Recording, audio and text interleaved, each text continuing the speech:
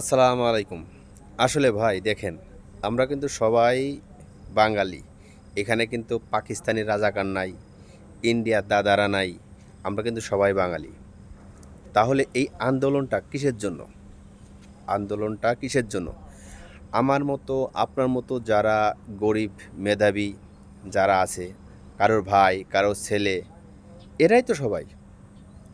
সব একেবারে দিন শেষে কিন্তু সব মিলিয়ে আমরাই সব। তাহলে পুলিশ, তুমি কার টাকায় চলো?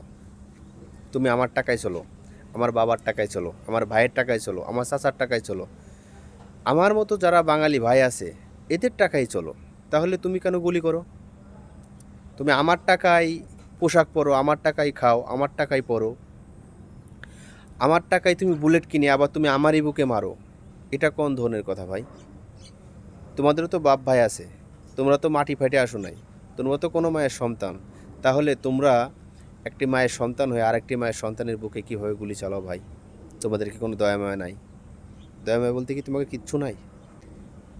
তোমাদের ভুল এখন তোমরা শুধরাও ভাই। ছাত্রদের আন্দোলন, ছাত্রদের এই অধিকারের ভিতরে তোমরা কেন গুলি চালাও ভাই? তোমরা গুলি চালাও না ভাই, তোমরা গুলি চালাও না। কারণ তোমাকেও মরতে হবে একদিন, তোমারও কিন্তু জবাব দিতে হবে ভাই। তুমি গুলি চালাও না ভাই।